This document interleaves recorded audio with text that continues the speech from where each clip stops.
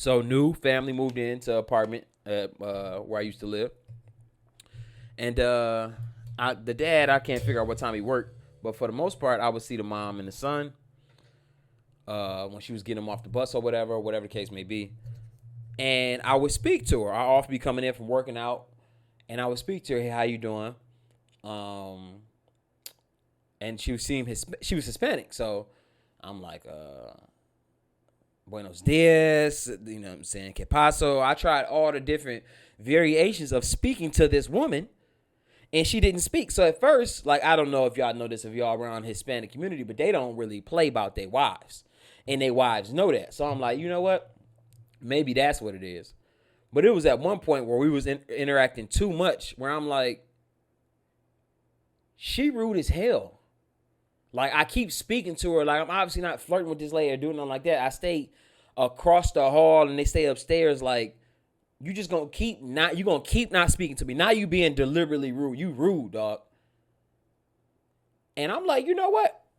She finally broke me. I'm gonna stop speaking this bit. You ain't don't worry about it, because I don't even want you. Nah. But the dad, whenever I see him, he was cool. What's going on? What's up, bro? The son, what's up, little man? Hey. But she just wouldn't speak. And it was pissing me off.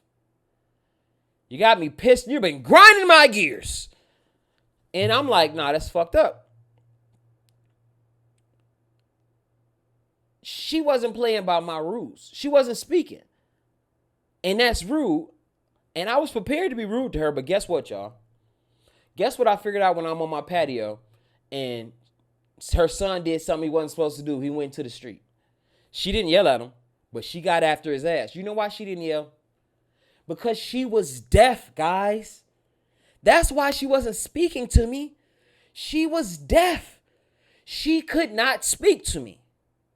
So the moral of that story is, do not be a slave to your own interpretations.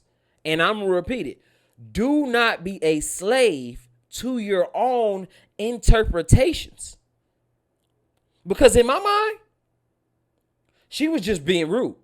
It was obvious that I was just speaking, being a good neighbor. And she wasn't playing by my rules. She wouldn't speak to me to save her life. So she wasn't playing by my rules.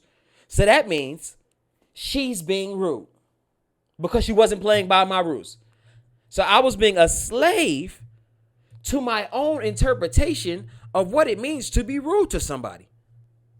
But I never discounted she can't hear me or she cannot speak. So it was I who was being rude in turn, being a slave into my own. Do not be a slave to your own interpretations. Of course, you should have a free mind and be able to think for yourself and have your own thoughts. But don't be a slave to your own interpretation. Okay? Because that ain't always what it is. You cannot be a slave to that and just married to that and just stuck to your own interpretation. Right? A fact is a fact, but we talk about an interpretation? Nah. Can't be a slave to that. Like I said, I was prepared to be rude as hell to that lady. Because she was rude as hell to me. By my interpretation of what it means to be nice and courteous to a neighbor and just common courtesy speaking. There's such thing as common courtesy speaking with somebody.